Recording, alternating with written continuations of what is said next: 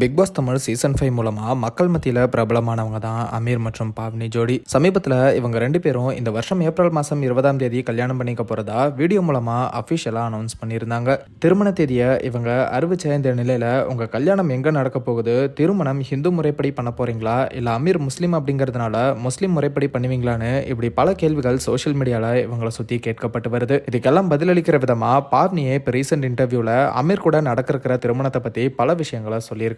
அவங்க என்ன சொல்லியிருக்காங்கன்னா, எங்க திருமணம் ரொம்ப எளிமையா தான் நடக்க போகுது. ஈசிஆர்ல ஒரு வில்லா புக் பண்ணியிருக்கோம். ஏப்ரல் 19ஆம் தேதி ஹல்தி ஃபங்க்ஷன் நடக்கும். ஏப்ரல் 20ஆம் தேதி காலையில கல்யாணம், ஈவினிங் ரிசப்ஷன். அதுக்கப்புறம் ஏப்ரல் 21ஆம் தேதி க்ளோஸ் ஃப்ரெண்ட்ஸ்க்கு மட்டும் ஒரு பிரைவேட் பார்ட்டி அரேஞ்ச் பண்ணியிருக்கோம். இதுதான் எங்களோட வெட்டிங் பிளான். நான் ஹிந்து, அமீர் முஸ்லீம், அமீரோட பேரண்ட்ஸ் கிறிஸ்டியன்ஸ், இப்படி எல்லா மதமும் கலந்து இருக்கிறதுனால எங்க கல்யாணம் எந்த மதமும் சார்ந்து இருக்காது. இது ஒரு மத சார்பற்ற திருமணம். நான் வீட்டுல பூஜை பண்ணும்போது அமீர் நமாஸ் பண்ணுவாரு. ரம்ஜான் அப்போ அமீருக்கு அவங்க சடங்குகளுக்கான உதவிகளை பண்ணியிருக்கேன். நாங்க கிறிஸ்மஸ் கூட ஒன்னா செலிப்ரேட் பண்ணியிருக்கோம். இப்படி நாங்க எல்லா மதத்தையும் மதிக்கிறோம். அதனால கல்யாணத்துக்காக எங்க ரெண்டு பேர்ல யாராவது ஒருத்தர் மதம் மாற வேண்டிய தேவையில்லைன்னு முடிவு பண்ணியிருக்கோம். எங்க நம்பிக்கை மற்றும் காதல் இந்த மதங்களை எல்லாம் கடந்ததுன்னு நாங்க நம்புறோம். இந்த டேட்ல கல்யாணம் வைக்க காரணம் என்னோட ஃப்ரெண்ட் மது அப்படிங்கிறவங்க ஆஸ்திரேலியால இருக்காங்க. அவங்களுக்கு இந்த டேட்ஸ்ல மட்டும்தான் லீவ் இருக்கு. அதனாலதான் அந்த டேட்ஸை நான் புக் பண்ணேன். இந்த விஷயம் அமீருக்கே புக் பண்ணதுக்கு அப்புறம் தான் சொன்னேன். நான் சென்னையில இருக்கும்போது அமீர் கூட தான் இருந்தேன். ஆனா இப்போ ஒர்க் விஷயமா ஹைதராபாத்ல இருக்கேன். அமீரை ரொம்ப மிஸ் பண்றேன். நாங்க வளர்ந்த விதத்துல நிறைய விஷயங்கள் இருந்தாலும் அது எங்களை எந்த விதத்திலையும் பாதிக்கல. ஒரு ஜோடியா நாங்க ரெண்டு பேரும் ரொம்பவே மாறுபட்டவங்க.